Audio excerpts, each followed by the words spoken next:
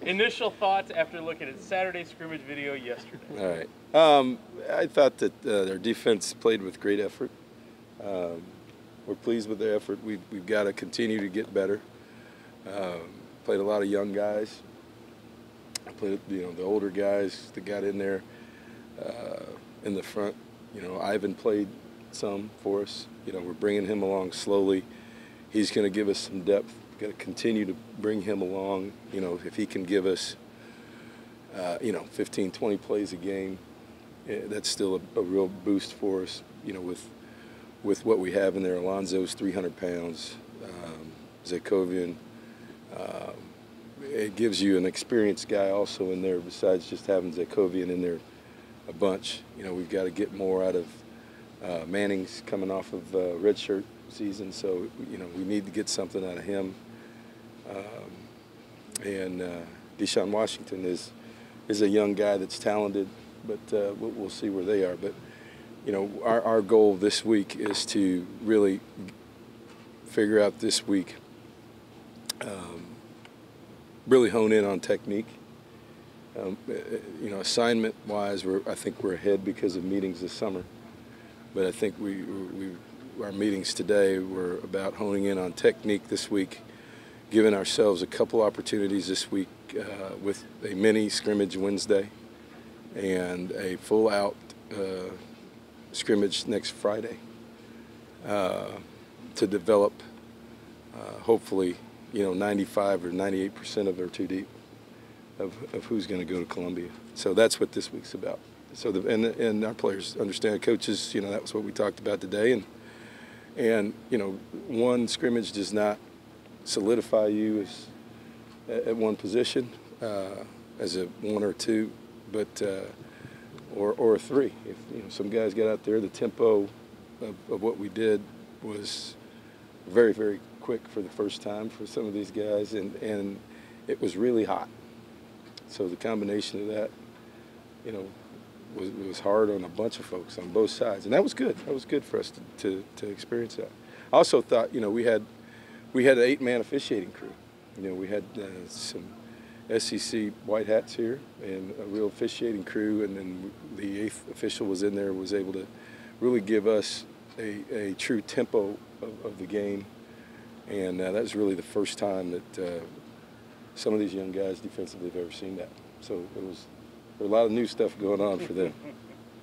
I know you're probably not giving us the answer we want to hear, but any separation in the quarterback? No. And if there was, I wouldn't tell you. Of course. I'm just being honest. In what ways do you feel Kenny might be just a little ahead, and in what ways do you think Kyle's? Can you compare and contrast? No. That's a fair question. That's straight. It's a good question. Hey, for effort. Yeah. Ask next week sometime. Okay. Any word on Sean Washington's status? Oh, Sean is a broken collarbone.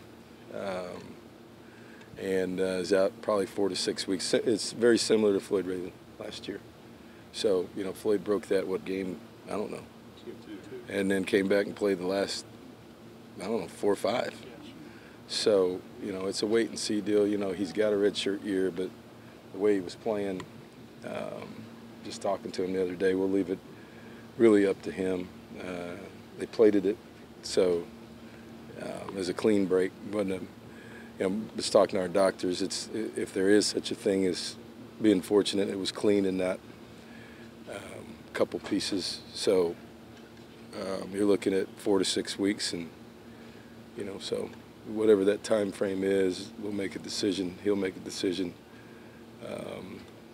about what his playing status will be for this year at that point. I know you've got a lot of guys at those positions. Who steps in for those reps at least? Taking those reps. Oh, we've I think Tommy's has had a really good camp. They're two different guys. One's bigger. Obviously, Tommy's flying around. He's gained weight. He got his shoulder fixed last year, which was really hard on him.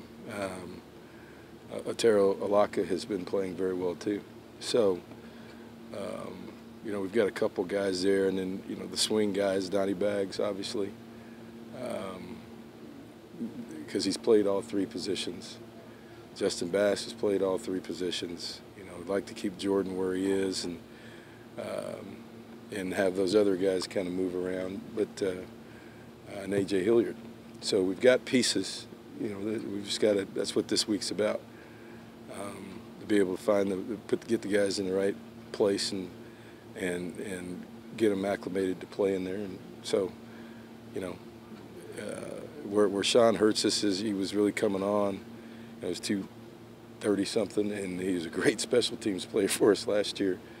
And you know, you were counting on that too. So we've got to have somebody step up in that position defensively and also fill that void on special teams till he gets back. Have you had any luck trying to find a backup for Jordan and Mike? Yeah, you know, Justin has played well this spring.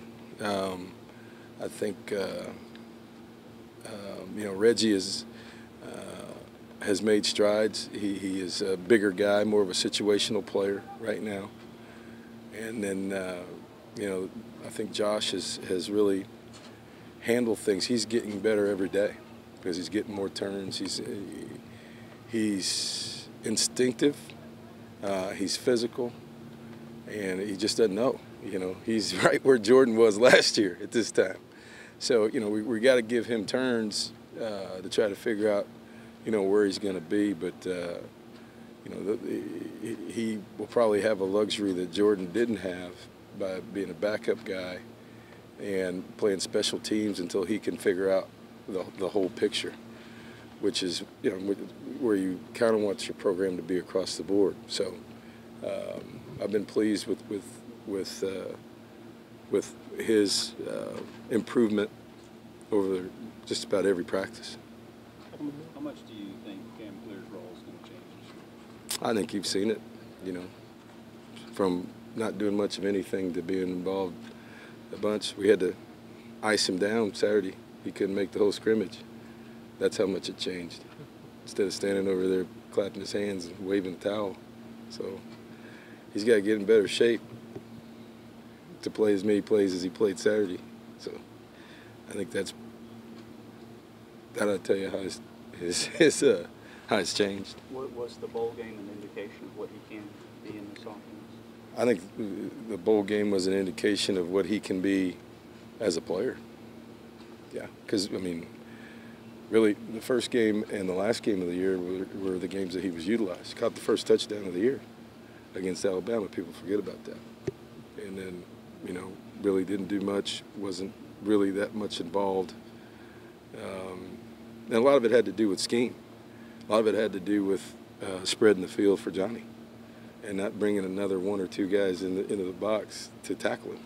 And I don't think people realize that. The more guys that were spread out, the less guys were in there. And we had, you know, 4 pretty good receivers. Darrell Walker ended up being a pretty good player towards the end of the year, and Labhart and you know, Mike. So the more it was spread out, Johnny saw it better. We were in more empty formations, so we could get a better picture. And in those empty formations, things cleared the picture for Johnny, and he was able to up his completion percentage and be able to run the ball with less people around. So, you know, schemes change with personnel totally, and some of the things that we're asking our quarterbacks to do right now are a lot different than what we asked quarterbacks to do last year. One more. When y'all recruiting Cameron Clear, what gave y'all the confidence that, or what did y'all see from him or hear from him that he wasn't going to get into a situation like he did at Tennessee?